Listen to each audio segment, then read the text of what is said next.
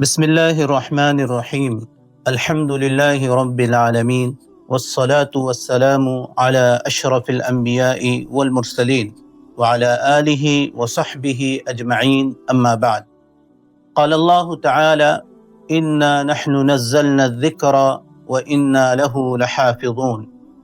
سامعین کرام، قرآن کریم وہ آسمانی تحفہ ہے جس نے انسان کو اندھیروں سے نکال کر روشنی کی راہ دکھائی۔ اس کے الفاظ میں سکون ہے، اس کی تلاوت میں شفا اور اس کا حفظ دلوں کی زندگی ہے۔ جو شخص اس کلام الہی کو یاد کرتا ہے گویا اپنے سینے میں نور ربانی سمیٹ لیتا ہے۔ وہ زبان جس پر آیات الہی جاری ہوں، وہ دل جس میں قرآن کا بسیرا ہو، اللہ کے نزدیک وہ کتنا محبوب ہوگا۔ حافظ قرآن جب زمین پر چلتا ہے تو فرشتے اس کے احترام میں جھک جاتے ہیں، کیونکہ وہ اللہ کے کلام کا امین ہے۔ قرآن کریم کا حفظ ایک مسلمان کے لیے سب سے بابرکت مشن ہے۔ یہ وہ راستہ ہے جو عقل کو منور کرتا ہے، زبان کو پاکیزہ بناتا ہے اور زندگی کو قرآن کے رنگ میں رنگ دیتا ہے۔ حفظ قرآن کوئی مشکل کام نہیں۔ اگر روز تھوڑا تھوڑا پڑھا جائے، نیت خالص ہو اور دل میں شوق عبادت ہو تو آیات ربانی خود ذہن میں نقش ہو جاتی ہیں۔ اللہ تعالیٰ فرماتا ہے وَلَقَدْ يَسَّرْنَا الْقُرْآنَ لِلذِّكْرِ فَهَلْ مِن مُدَّكِرٍ، یعنی ہم نے قرآن کو یاد کرنے کے لیے آسان بنا دیا ہے، تو کوئی ہے جو نصیحت حاصل کرے۔ یہ آیات ہمیں یقین دلاتی ہیں کہ حفظ قرآن اللہ کی مدد سے ہر شخص کے لیے ممکن ہے۔ یقال لصاحب القرآن اقرأ وارتقی ورتل كما كنت ترتل في الدنيا فإن منزلك عند آخر آیة تقرأها۔ نبی کریم صلی اللہ علیہ وسلم نے فرمایا، صاحب قرآن سے کہا جائے گا کہ قرآن پڑھتا جا اور ساتھ ساتھ جنت کی منزلوں پر چڑھتا جا۔ جس طرح دنیا میں غور و فکر اور اطمینان کے ساتھ قرآن کی تلاوت کرتا تھا، اسی طرح تلاوت کر، جہاں آخری آیت ختم کرے گا وہیں تیری منزل ہوگی۔ جی ہاں سامعین کرام، آج ہم قرآن اور علوم قرآن کے میدان کی ایک اہم شخصیت کے ساتھ حاضر ہیں، جن سے آج ہم حفظ قرآن کی فضیلت، اہمیت اور حفاظ قرآن کے حفظ قرآن کے آسان طریقوں پر گفتگو کریں گے۔ شیخ سعید الرحمن صاحب حفظہ اللہ معروف عالم دین، قاری قرآن اور ماہر قراءت عشرہ ہیں۔ آپ نے وفاق المدارس العربیہ پاکستان اور جامعہ اشرفیہ لاہور سے فضیلت کی سندیں حاصل کیں اور اسلامی علوم میں ایم اے کیا۔ قرآن کریم کے علوم سے والہانہ شغف نے آپ کو دارالعلوم الاسلامیہ لاہور تک پہنچایا، جہاں آپ نے قرآن کریم کی قراءت عشرہ میں خصوصی تربیت حاصل کی۔ گزشتہ 30 برسوں سے آپ وزارت اوقاف کویت میں بطور مدرس خدمت دین انجام دے رہے ہیں۔ کویت میں منعقد ہونے والے قرآن کریم کے متعدد مقابلوں اور امتحانات میں آپ نے بطور جج خدمات انجام دی۔ اسی کے ساتھ آپ کویت کی مختلف مساجد میں بطور خطیب دینی، تعلیمی اور اصلاحی خدمات سے وابستہ ہیں۔ آپ کی علمی گہرائی، قرآنی ذوق اور تدریسی تجربہ اہل علم و طلبہ دونوں کے لیے یکساں طور پر مشعل راہ ہے۔ اہلاً و سہلاً و مرحبا بکم شیخ سعید الرحمن صاحب۔ اہلا بکم، ریڈیو کویت حیاکم میں اللہ۔ آپ کا خیر مقدم ہے۔ اللہ آپ کو جزائے خیر دے، بہت شکریہ، آپ نے جزاک موقع اللہ، فراہم کیا۔ اللہ جزاک جزاک اللہ خیر۔ شیخ صاحب، یقیناً اللہ کا کلام سب سے بڑا کلام ہے، اور ہم آج کی ہماری اس نشست کا آغاز قرآن کریم سے کرتے ہیں۔ قرآن کریم کی چند آیات کی تلاوت فرمائیں۔ اعوذ باللہ من الشیطان الرجیم، بسم اللہ الرحمن الرحیم، وَلَقَدْ آتَيْنَاكَ سَبْعًا مِنَ الْمَثَانِي وَالْقُرْآنَ الْعَظِيمَ، لَا تَمُدَّنَّ عَيْنَيْكَ إِلَى مَا مَتَّعْنَا بِهِ أَزْوَاجًا منهم ولا تحزن عليهم واخفض جناحك للمؤمنين وقل إني أنا النذير المبين كما أنزلنا على المقتسمين الذين جعلوا القرآن عضين فوربك لنسألنهم أجمعين عما كانوا يعملون. ماشاء اللہ، بارک اللہ فیکم شیخنا. شیخ صاحب، قرآن کریم کی تلاوت، اس کی درستگی اور قرآن کریم کو تجوید سے پڑھنا جتنا اہم ہے، شاید ہر مسلمان اس سے ناواقف ہے. قرآن کریم کو صحت سے متعلق پڑھنا کتنا ضروری ہے؟ بسم اللہ الرحمن الرحیم، الحمد للہ رب العالمین والصلاة والسلام علی المبعوث رحمة للعالمین، اللہم صلی وسلم وبارک علی نبینا محمد وعلی آلہ واصحابہ اجمعین، اما بعد. سب سے پہلے آپ یہ دیکھیں کہ قرآن پاک یہ اللہ تعالیٰ کا کلام ہے، بے شک، اور اس کے بہت سے حقوق ہیں، اور ان حقوق میں اہم ترین حق یہ ہے کہ قرآن پاک کو صحیح تجوید کے ساتھ پڑھا جائے، جس میں الفاظ کی درستگی ہو اور معانی پر تدبر اور غور بھی ہو. اگر قرآن پاک کو تجوید کے ساتھ نہ پڑھا جائے تو اس میں معنی جو ہے وہ بدل جاتے ہیں.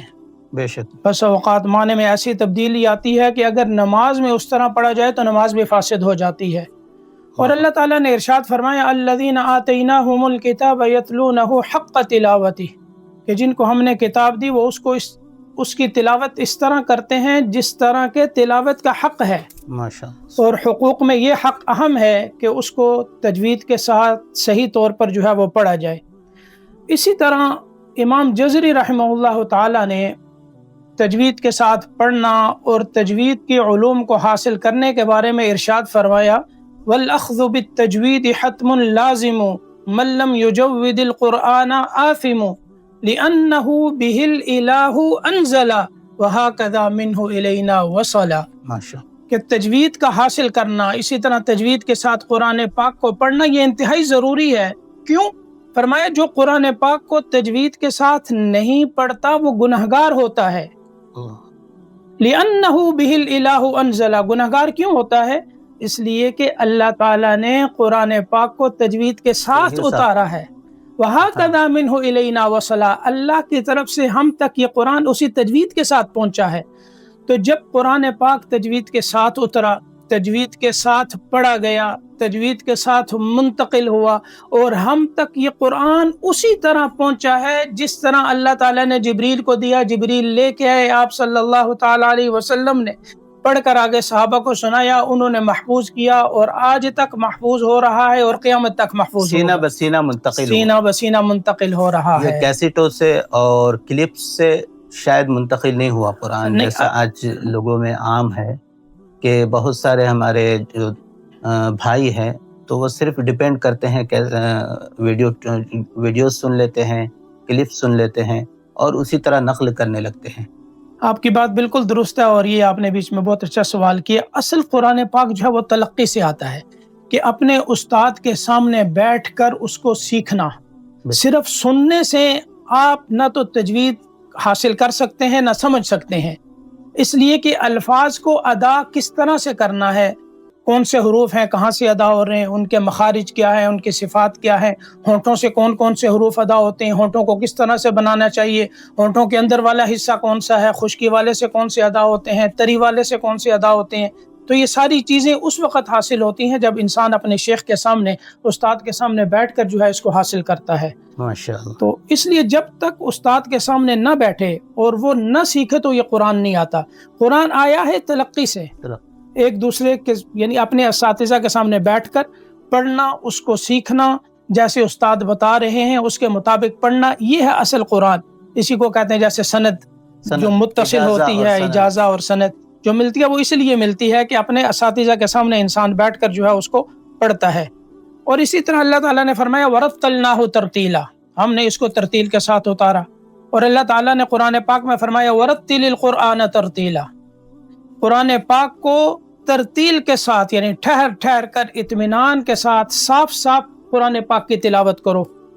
اب حضرت علی کرم اللہ وجہ فرماتے ہیں ترتیل سے کیا مراد ہے؟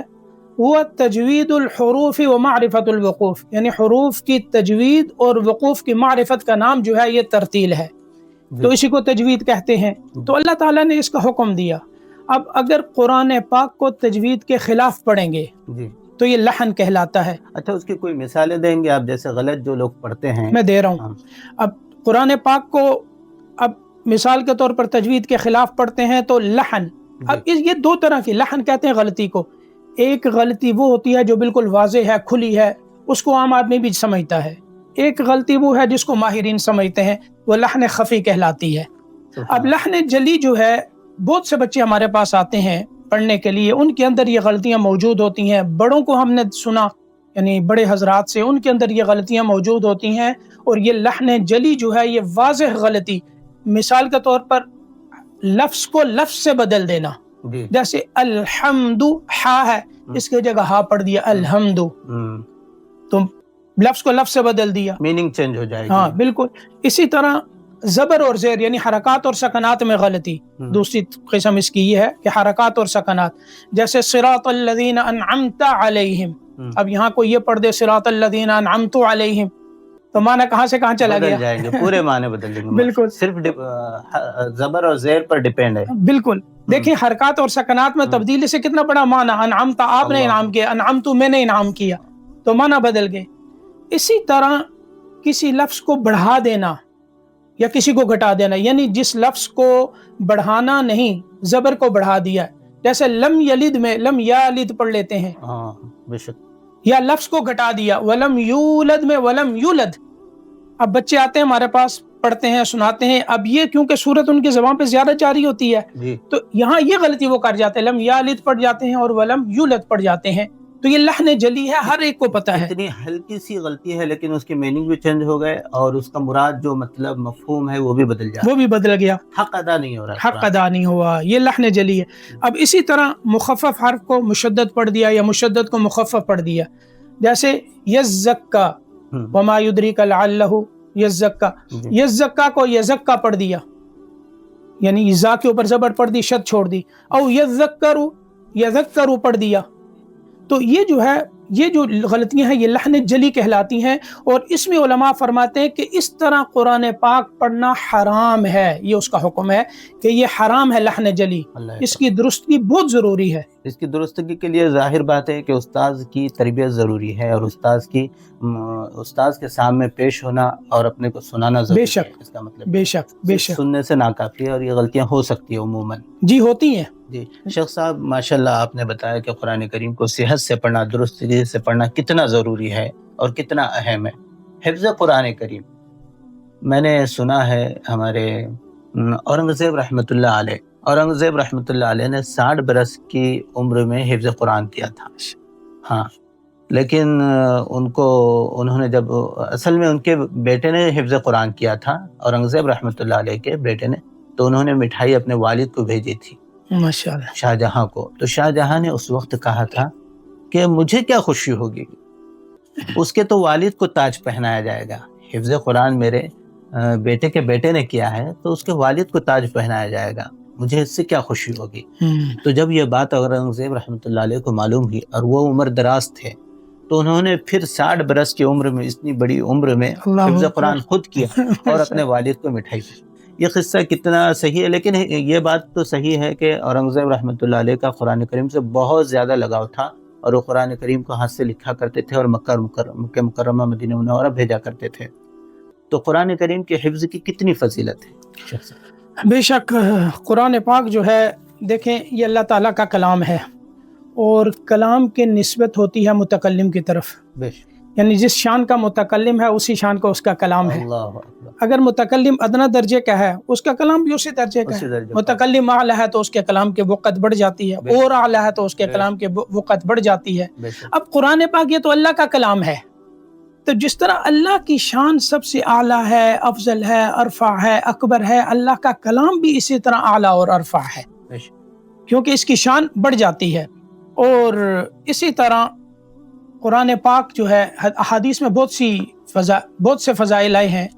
حدیث پاک میں آپ صلی اللہ علیہ وسلم نے فرمایا من قرأ حرفا من کتاب اللہ فلہ بہ حسنہ والحسنۃ بعشر امثالها لا اقول الف لام میم حرف ولکن الف حرف ولام حرف ومیم حرف۔ فرمائے جو قرآن پاک کا ایک حرف پڑھتا ہے اس کو ایک نیکی ملتی ہے، اور ایک نیکی 10 گنا بڑھا دی جاتی ہے، یعنی ایک حرف پہ کم سے کم 10 نیکیاں ملتی ہیں۔ سبحان اللہ، ماشاء والحسنۃ بعشر امثالها۔ فرمایا لا اقول الف لام میم حرف، میں یہ نہیں کہتا یہ جو الف لام میم ہے یہ صرف ایک حرف ہے، ہاں ولیکن الف حرف، الف حرف ہے، لام ایک حرف ہے، میم ایک حرف ہے، تو الف لام میم جو صرف پڑھتا ہے اس کو 30 نیکیاں تو یہاں مل جاتی ہیں۔ ماشاءاللہ، یعنی آپ دیکھیں سیکنڈ کے اندر جو ہے وہ 30 نیکیاں، اور اگر یہاں کوئی آدمی کسی کو کہتا ہے بھئی میں تمہیں 30 دینار دیتا ہوں، آؤ 2-4 گھنٹے کام کرو، کتنی خوشی سے انسان کرے گا، بالکل کرے گا۔ اور یہاں جو ہے آپ دیکھیں جیسے علم ترى کیف، علم کے اندر بھی 3 حرف آگے، تو اس کے اوپر بھی 3 نیکیاں۔ اب زبان پہ ہلکے ہیں، الفاظ تھوڑے ہیں، نیکیاں جو ہیں یہ بڑھ جاتی ہیں۔ اسی طرح اللہ تعالیٰ نے فرمایا جو حافظ قرآن کو کہا جائے گا، آپ نے شروع میں حدیث پاک تلاوت کی، اقرأ ورتقی ورتل، پڑھ اور درجات جنت کے چڑھتا جا، کما کنت ترتل فی الدنیا، یعنی جس طرح دنیا کے اندر تو قرآن پاک کی تلاوت کرتا تھا ٹھہر ٹھہر کر، یہاں بھی اسی طرح آداب کا خیال رکھ کر کرتا تھا، بے شک اس کا اجر ملے گا، بے شک بے شک۔ فإن منزلک عند آخر آیت تقرأها، سبحان اللہ، یعنی تیری منزل، تیرا ٹھکانہ وہاں ہوگا جو قرآن پاک کی آخری آیت تو پڑھے گا، سبحان اللہ۔ اب یہاں سے یہ اندازہ لگائیں کہ جس کو جتنا قرآن حفظ ہوگا جنت کے اندر اللہ اس کو اتنے ہی درجات دیں گے۔ اب جو حافظ قرآن ہے وہ تو سب سے اوپر ہوگا، جس کو آدھا یاد ہے اس کو اس کے مطابق، جس کو اور کم ہے اس کو اس کے مطابق۔ اسی طرح علماء نے یہاں ایک نقطہ بیان کیا کہ دیکھیں اگر آپ جو ہے الف لام میم سے پہلے سپارہ سے حفظ کرتے ہیں اور کچھ یا آخری سپاروں سے حفظ کرتے ہیں، تو اس میں بہتر طریقہ یہ ہے کہ آخر سے حفظ کیا جائے۔ اچھا، کیوں؟ اس لیے کہ آخری جو سپارے ہیں ان کی آیات بہت تھوڑی تھوڑی ہیں، یعنی مختصر ہیں، اور شروع میں جو ہے وہ آیات جو ہے بڑی لمبی ہیں، اور اسی طرح 29واں سپارہ، 28واں، 30واں سپارہ یہ چھوٹی آیات ہیں۔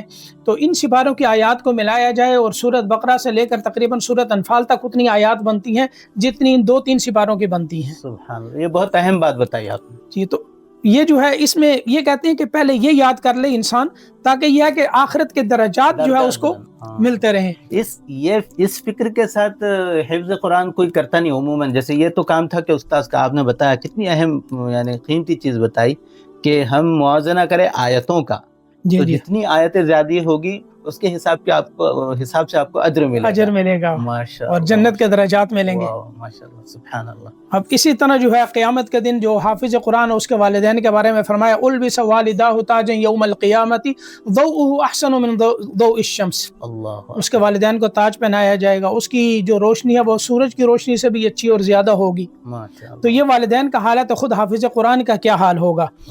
اسی طرح حدیث پاک میں آپ صلی اللہ علیہ وسلم نے فرمایا ان للہ اہلین من الناس، کہ کچھ لوگوں میں سے کچھ ایسے ہیں جو اللہ کے گھر کے لوگ ہیں، جیسے اپنی فیملی کے لوگ ہیں، ان کے ساتھ جو انسان کا تعلق ہوتا ہے وہ دوسروں کے ساتھ نہیں ہوتا۔ تو حدیث پاک میں فرمایا اسی طرح لوگوں میں سے کچھ لوگ ہیں جو اللہ کے اہل ہیں، گویا کہ اللہ والے ہیں، اہل اللہ ہیں۔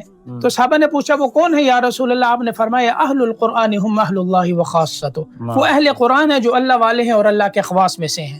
تو یہ حفظ قرآن کرنے پر اللہ تعالیٰ کی قربت ملتی ہے، بے شک بے شک، اللہ کا قرب ملتا ہے، اللہ کا تعلق ملتا ہے، ماشاءاللہ، سبحان اللہ۔ اور اسی طرح حدیث پاک میں اقرأوا القرآن فإنہ یأتی یوم القیامت شفیعا لأصحابہ، معروف حدیث ہے۔ اب قیامت کے دن کس کو جو ہے وہ شفاعت کی ضرورت نہیں۔ آپ دیکھیں جب جہنم اور جنت اور اس کے فیصلے اور پھر حساب کتاب، اور پھر انسان وہاں محتاج ہوگا کہ مجھے کوئی مل جائے کہ جو مجھے میرے کام آئے، اس وقت کیا چیز کام آئے گی؟ فرمایا کہ اس قرآن کو پڑھو، یہ کام آئے گا، وہاں یہ تمہاری سفارش کرے گا۔ اس لیے اپنا تعلق اس قرآن کے ساتھ قائم کریں۔ یہ دنیا ہے، اللہ نے سانس دی ہیں، چند سانس ہیں، کب تک ہم نے رہنا ہے، تو اپنی زندگی ہم اس طرف پھیریں، اس طرف اپنے یعنی دنیا کے کام کاج کے ساتھ، یہ نہیں کہتے کہ بھائی وہ چھوڑ دیں، لیکن اس کے ساتھ ساتھ اپنی توجہ اس طرف کہ ہم نے آخرت میں جانا ہے، اللہ کے سامنے کھڑا ہونا ہے۔ ایک اور حدیث ہے شیخ صاحب، جس دل میں قرآن نہ ہو، اس حوالے سے جی وہ جیسے ویران گھر کی طرح ہے، ویران گھر کی طرح ہے۔ جی آپ صلی اللہ علیہ وسلم نے کل بیت الخریب جس طرح یہ فرمایا کہ جیسے ویران گھر ہے اس طرح ہے کہ جس کے دل میں قرآن کی کوئی چیز نہیں ہے، کچھ حصہ بھی نہ ہو۔ ہاں تو یعنی ہر مسلمان کو کم از کم قرآن کا کچھ تو حصہ، کچھ صورتیں، جیسے آپ نے بتایا کہ آخری کی جو قرآن کے آخری پاروں کی چھوٹی چھوٹی صورتیں ہیں، لیکن وہ ثواب کے اعتبار سے بہت زیادہ ہے، بے تو شک ہمیں وہ یاد رکھنی چاہیے ہر مسلمان بے کو شک کم بے از شک کم۔ بے شیخ شک۔ صاحب، آپ نے حفظ قرآن کے متعلق ماشاءاللہ بہت کچھ بتایا۔ حفظ قرآن کا جو آسان طریقہ ہے، مؤثر طریقہ ہے، آپ یہ آپ کا یہ سوال جو ہے یہ بڑا اہم ہے، اور اس کے بہت سے طریقے ہیں، اس میں سے چند ایک میں عرض کروں گا۔ سب سے پہلی چیز وہ اللہ تعالیٰ سے توفیق مانگنا، اللہم کیونکہ اللہ تعالیٰ کا کلام ہے، اللہ تعالیٰ آسان فرماتے ہیں، اور قرآن پاک کا حفظ کرنا یعنی اس طرح جس طرح قرآن پاک اترا ہے اس کے مطابق، تو یہ سب سے پہلے یہ ہے کہ انسان اللہ تعالیٰ سے توفیق مانگے کہ یا اللہ میں تو اس قابل نہیں تھا، آپ نے جو ہے مجھے بٹھا دیا ہے، یا اللہ میرے اندر اتنی صلاحیت بھی پیدا فرما دے کہ میں آپ کے اس قرآن کا حفظ کر لوں، اور مجھے جو ہے آپ توفیق نصیب فرمائیں۔ اسی طرح یاد کرنے سے پہلے جب سبق یاد کیا جائے، یہ منزل جب بچے یاد کرتے ہیں، یاد کرنے سے پہلے دعائیں ہیں جو ہمارے اساتذہ مشائخ نے بتائیں، جیسے رب یسر ولا تعسر وتمم بالخیر وبک نستعین یا فتاح، اس کو پڑھ لے 3 دفعہ 7 دفعہ، رب اشرح لی صدری ویسر لی امری یہ پڑھ لے 7 دفعہ، سورۃ علم نشرح پڑھ لے، پھر اس کے بعد یاد کرے تو سبق جو ہے وہ جلدی یاد ہو جاتا ہے، یاد کرنے میں آسانی ہوتی ہے۔ اچھا، تیسری بات قرآن پاک کے حفظ کے لیے اور حفظ کو یاد رکھنے کے لیے یہ بہت اہم ہے کہ انسان ہر طرح کے گناہ سے بچتا ہی رہے، اللہ حفظ، یعنی ہر گناہ سے بچنا یہ بہت ضروری ہے، کیونکہ گناہوں کی ایسی نحوست ہے کہ اگر انسان حفظ بھی کر رہا ہے، اس سے گناہ ہو گیا تو جو ایک تو حفظ نہیں ہوگا، یاد نہیں ہوگا، اور دوسرا نقصان یہ ہوتا ہے کہ جو یاد کیا ہوا ہوتا ہے وہ بھی انسان بھول جاتا ہے، اور خاص طور پر آپ یہاں دیکھیں آج کے دور میں موبائل ہے، یہ ایک بڑا فتنہ ہے، اور بچے کے ہاتھ میں ہم دیکھتے ہیں، اور خاص طور پر جو حفظ کے بچے ہیں جب ان کے پاس موبائل آ جائے تو ان کی فکر، ان کا ذہن سارا جو ہے وہ اس موبائل کی طرف چلا جاتا ہے۔ اب اس میں وہ کیا گیمیں کھیلتے ہیں، اب مسجد میں بیٹھا ہوتا ہے بچہ، سب قرآن پاک پڑھ رہا ہے، لیکن اس کے ذہن میں وہی گیم کا وہ چل رہا ہوتا ہے، اب ذہن اس طرف نہیں ہے تو یاد نہیں ہوگا۔ گھر میں بیٹھا ہے، اب وہ کہتا ہے کہ بس میں جلدی سے اس کو یاد کر لوں اور پھر مجھے موبائل مل جائے، تو یہ جو ہے نا ایک بہت بڑا نقصان ہے۔ اسی طرح موبائل پہ کہاں ساری اچھی چیزیں تو نہیں ہیں، اس میں ہر طرح کی چیزیں ملتی ہیں، اور اچھی چیزیں یوز کون کرتا ہے؟ بس یہ بھی ایک فتنہ ہی ہے، ایک اچھی چیز آپ کھولتے ہیں، دوسرے تلاوت سن رہے ہوں گے، اس کے ساتھ کوئی ایسی چیز نکل آئے گی کہ سارا اثر انسان کا ختم ہو جاتا ہے۔ مثال بازار کی طرح ہے، جس طرح بازار میں اچھی بھی چیزیں ہوتی ہے، خراب بھی چیزیں ہوتی ہے، انسان کی آنکھوں کو بھی خراب کرتی ہے، دل کو بھی خراب کرتی ہے، اس کی مثال بالکل بازار کی طرح ہے۔ ماشاءاللہ بہت اچھی مثال دی آپ نے، ماشاءاللہ جزاک اللہ، آپ نے بڑی اچھی باتیں بتائیں۔ اس میں جیسے مختلف عمر کے افراد ہیں، جیسے بچے ہیں، نوجوان ہیں، بوڑھے ہیں، خواتین ہیں۔ اس میں 2-4 باتیں اگر اجازت ہو تو میں عرض کر دوں، 2 منٹ۔ فرمائیں آپ۔ اسی طرح قرآن پاک کے حفظ کے لیے جو سب سے زیادہ ضروری چیز ہے وہ ہے کہ شوق اور جذبہ۔ بے شک، اگر دیکھیں شوق نہ ہو، صرف زبردستی ہو تو اس میں بچہ حفظ نہیں کرتا۔ ہاں اگر شوق ہے یا جذبہ ہے تو وہ جلدی بچہ جو ہے وہ حفظ کر لے گا اپنے شوق اور جذبے کے ساتھ۔ اسی طرح ناظرہ قرآن پاک یہ درست ہونا ضروری ہے حفظ کے لیے، اور اگر بچہ سبق پڑھتا ہے تو اس سبق کو پہلے 8-10 دفعہ اس کو دہرائے، دیکھ کے پڑھے، پھر اس کو یاد کرے۔ اسی طرح منزل ہے، منزل کا ایک ربع کر کے وہ یاد کرے، اگر پورا سپارہ ایک دفعہ یاد نہیں ہوتا، 1 ربع کر لیا، دوسرا کر لیا، پھر آدھا کیا، پھر اسی طرح دوسرا آدھا یاد کیا، پھر پورے سپارے کو دہرائی کرنا، اسی طرح پڑھنا۔ آپ مزید آگے چلیں، وقت کا خیال میں کہہ رہا تھا، ہاں وقت ہمارے پاس کم ہے۔ مختلف عمر کے افراد ہیں، جیسے نوجوان ہیں، بچے ہیں، بچوں کے سلسلے میں تو معروف ہے کہ حفظ کیسے کریں، عموماً اساتذہ کے پاس کرتے ہیں، لیکن جو بڑی عمر کے لوگ ہیں، خواتین ہیں، خواتین میں بھی مختلف خواتین کے الگ الگ اسٹیج ہوتے ہیں، جیسے نوجوان خواتین ہوتی ہے، بچیاں ہوتی ہے، اور بڑی عمر کی خواتین ہوتی ہے، پھر نوکری پیشہ جو افراد ہے وہ ہے، اور بوڑھے افراد ہیں جو متقاعد ہیں، جنہیں ریٹائرمنٹ مل گیا، خالی ہے، فارغ ہے۔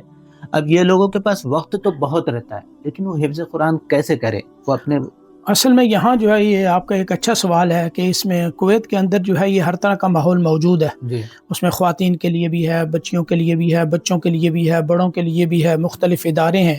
تو ظاہر ہے جو نوکری پیشہ افراد ہیں وہ شام کو جا کر ان اداروں میں داخل ہو سکتے ہیں. اچھا. اور اسی طرح خواتین کے لیے جو ہے وہ حلقات ہیں، دارالقرآن ہیں جی اور وہاں علوم شرعیہ بھی ہیں، اور خواتین کے لیے مساجد میں بھی حلقات ہیں. اچھا ماشاء تو وہاں بھی جو ہے وہ پڑھائی جاتے ہیں. عربی بھی ہیں، اردو کے لیے بھی ہیں، ہماری لینگویج میں بھی جو ہے وہ قرآن پاک پڑھانے والی ہیں، معلمات موجود ہیں. تو ان کا یہ ہوتا ہے کہ خواتین جو ہے ظاہر ہے گھریلو کام ہے ساتھ، تو اس میں یہ ہوتا ہے کہ یہ اصل تو یہ سارا کا سارا نظام جو ہے وہ استاد پہ ہوتا ہے یا معلمہ پہ ہوتا ہے. انہوں نے ترتیب دینی ہوتی ہے کہ اس بچے کی یا اور خواتین کی یعنی صلاحیت کتنی ہے، استعداد کتنی ہے، یہ کتنا یاد کر سکتی ہے، اتنا سبق دیا جائے، پھر اتنا پیچھے سے مراجعہ دیا جائے کہ اس کو آپ نے پڑھنا ہے، یہ یاد کرنا ہے. تو کچن کے کام کے ساتھ جو ہے وہ یاد کر سکتی ہیں، گھر میں بیٹھ کر چلتے پھرتے ہوئے دیگر کاموں کے ساتھ اس کو پڑھ سکتی ہیں. تو خواتین اس طرح ہیں. اسی طرح جو بڑی عمر کے حضرات ہیں وہ بھی اسی طرح یاد کر سکتے ہیں. حتیٰ کہ ہمارے پاس جو ہے وہ ایک ڈاکٹر ہیں، صبا اسپتال میں ڈیوٹی بھی کرتے ہیں، ان کی فیملی بھی یہاں ہے اور وہ ساتھ حفظ بھی کر رہے ہیں اور الحمدللہ 20 سپارے انہوں نے حفظ کر بھی لیے ہیں. آپ کو بتاؤ ایک دلچسپ بات کہ ہمارے ریڈیو کی اذاعت الاجنبیہ ہے، ہمارا جو ڈپارٹمنٹ ہے اس کی جو مراقب ہے ماشاءاللہ مرشود شجون المرشود نام ان کا، تو وہ بھی حفظ قرآن کر رہی ہے اور 7 سے 8 پارے ہوئے اور روزانہ ڈیلی ڈیوٹی کرتے ہوئے وہ حفظ قرآن کر رہی ہے. خاتون ہونے کی حیثیت ماشاءاللہ. ہاں وہ ڈیوٹی پہ فارغ ہیں تو وہاں بیٹھ کے پڑھتی ہیں اور دہرائی کرتی ہیں. وقت کو کس طرح یوز کر رہی ہے خواتین ماشاءاللہ. شیخ صاحب رمضان المبارک کا مہینہ چل رہا ہے اور رمضان المبارک میں بہت سارے لوگ تو قرآن کی تلاوت اپنے حساب سے کرتے ہیں، لیکن زیادہ سے زیادہ وہ تلاوت قرآن کریم کس طرح کریں، ان کے لیے کیسے یعنی وقت کو اچھے سے استعمال کرنے کے کیا طریقے ہیں تاکہ وہ اپنا زیادہ سے زیادہ وقت قرآن کریم میں اس میں یہ ہوتا ہے کہ دیکھیں کہ رمضان آنے سے پہلے انسان ایک ترتیب بنائے، ٹائم ٹیبل. یہ ضروری ہوتا ہے کہ کون سے کام ضروری ہیں، کون سے ضروری نہیں ہیں، اور کون سے ایسے کام ہیں جو رمضان کے بعد کیے جا سکتے ہیں، مؤخر کیے جا سکتے ہیں. جو غیر ضروری کام ہے انسان ان کو آگے کر دے، جو صرف ضروری کام ہے ان کو جو ہے وہ رکھے اور اپنی ترتیب بنا لے ٹائم ٹیبل کی ایک، اور اس میں یہ بھی متعین کر لے کہ اس وقت کے اندر میں نے قرآن پاک کی تلاوت کرنی ہے. اس کے لیے ایک بہترین طریقہ یہ ہوتا ہے کہ ہر شخص نے مسجد میں جانا ہے.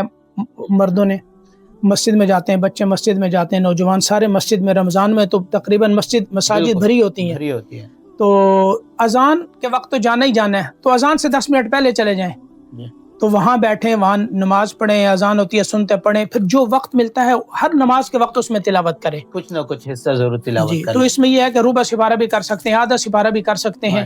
تو صرف یہ نماز کے اوقات میں اگر دیکھا جائے تو کم از کم 1 سوا سپارہ 1.5 سپارہ جو ہے آدمی روزانہ ان اوقات میں پڑھ سکتا ہے. اس کے علاوہ مغرب کے بعد افطاری کی ہے، تراویح کے لیے آنا ہے تو جلدی آ جائیں، فوراً جو ہے افطاری ہلکی کر کے، یہ نہیں کہ زیادہ ہو تو پھر وہ تراویح پڑھنا بھی مشکل ہوتا ہے. تو آج جلدی آئیں، پھر اس کے بعد جو وقت پہلے ملتا ہے اس میں تلاوت کریں. تو آدھا سپارہ 1 سپارہ آدمی اس دوران بھی پڑھ سکتا ہے. تو یہ بڑی اچھی ترتیب ہوتی ہے. ڈیوٹی میں فارغ بیٹھیں، کام نہیں ہے تو وہاں قرآن پاک کی تلاوت کریں. اس سلسلے کو رمضان کے بعد بھی برقرار رکھنے کے لیے کیا کرنا چاہیے؟ جیسے بہت سارے لوگ خواہش کرتے ہیں، جیسے رمضان کا مہینہ چل رہا ہے تو قرآن کریم کی تلاوت کا بڑا شوق ہوتا ہے، صبح شام کرتے ہیں اور سوچتے بھی ہیں بعض افراد کہ اب اللہ تعالی ہمارے اس سلسلے کو رمضان کے بعد بھی جاری رکھے، لیکن ہو نہیں پاتا ہے. جی اصل میں رمضان کی روحانیت کچھ اور ہوتی ہے، غیر رمضان کی کچھ اور ہوتی ہے. رمضان میں شیاطین قید ہوتے ہیں، انسان کی روحانیت بڑھتی ہے، روزے کی کیفیات ہوتی ہیں، نفس پاک ہوتا ہے اور پھر انسان اللہ کی طرف رجوع کرتا ہے. اور رمضان کے بعد پھر وہی کھانا پینا، بچے اور یہ شغل اور کام اور یہ، اس میں انسان مصروف ہوتا ہے. لیکن قرآن پاک کا یہ حق ہے کہ اس کی تلاوت روزانہ کی جائے. اب یہ نہیں ہے کہ قرآن پاک جو ہے وہ بس چھوڑ دیا، حالانکہ قرآن پاک قیامت کے دن جو ہے یہی شکایت کرے گا. وقال الرسول، یعنی رسول فرمائیں گے یا رب ان قوم اتخذوا هذا القرآن مہجورا، اے میرے رب میری اس قوم نے اس قرآن کو چھوڑ دیا تھا. تو یہ کتنے بڑے دکھ کی بات ہے. اب قرآن پاک کا یہ حق نہیں ہے کہ رمضان میں پڑھا اس کو رکھ دیا ہے. روزانہ ایک معمول بنائیں تلاوت کا. فجر کی نماز پڑھی ہے اس وقت کچھ نہ کچھ جو ہے وہ تلاوت کا حصہ لازمی ہو. ایک سپارہ تو لازمی پورے دن کے اندر اوقات کے اندر متعین کر لیں. اگر نہیں ہے آدھا پڑھ لیں. کچھ بھی نہیں ہے، کم از کم یہ ہے کہ 2 صفحے پڑھ سکتے ہیں وہ پڑھیں، لیکن محروم نہ رہیں. اللہ تعالی ہمیں قرآن کریم کی تلاوت کی توفیق عطا فرمائے. آمین. ہر دن، ہر روز، ہر وقت اللہ تعالی ہمیں قرآن کریم سے لگائے رکھے. آمین. شیخ صاحب آپ سے بہت کچھ باتیں ہوئی ماشاءاللہ. قرآن کریم کو صحت سے پڑھنے یعنی درستگی کے پڑھنے سے متعلق بھی آپ نے بہت کچھ بتایا. قرآن کریم کے حفظ سے متعلق آپ نے بہت اہم باتیں بتائی قرآن حدیث کی روشنی میں. اسی طرح قرآن کریم کو حفظ کرنے کے آسان طریقے آپ نے ہمیں بتائی، اور مختلف افراد، مختلف شعبوں سے تعلق رکھنے والے افراد قرآن کریم کا حفظ کیسے کرے یہ بھی آپ نے بتایا، اور بہت ساری باتیں آج آپ نے ہمیں بتائی. اللہ تعالیٰ آپ کو جزائے خیر دے. بہت بہت شکریہ. اللہ تعالیٰ رمضان المبارک کے ان دنوں کو قبول فرمائے، ہماری عبادتوں کو، ہمارے قیام کو، ہماری تلاوتوں کو. جزاکم اللہ خیر. بہت شکریہ. جزاک اللہ خیر. وعلیکم السلام ورحمۃ اللہ وبرکاتہ. آپ کا اور ریڈیو کویت کا میں مشکور ہوں. اردو سروس کا نور رمضان کے اس پروگرام کے اندر آپ نے موقع فراہم کیا، اور اللہ تعالیٰ آپ کو بھی جزائے خیر عطا فرمائے. آپ کے ان پروگراموں کو قبول فرمائیں، اور اشاعت قرآن، اشاعت دین کا ذریعہ بنا کر اللہ تعالیٰ جو ہے وہ اس کو آپ کی اور ہماری سب کی نجات کا ذریعہ بنائے. جزاکم اللہ خیر. ہماری دعا ہے کہ اللہ تعالیٰ آپ کو خوش رکھے، اور امید ہے کہ آپ بار بار ہمارے اس پروگرام میں شرف کویت کے مختلف پروگرام میں آپ شرکت فرماتے رہیں. جی شرف ہے ہمارے لیے انشاءاللہ. بارک اللہ. جزاک اللہ خیر. وعلیکم السلام ورحمۃ اللہ وبرکاتہ.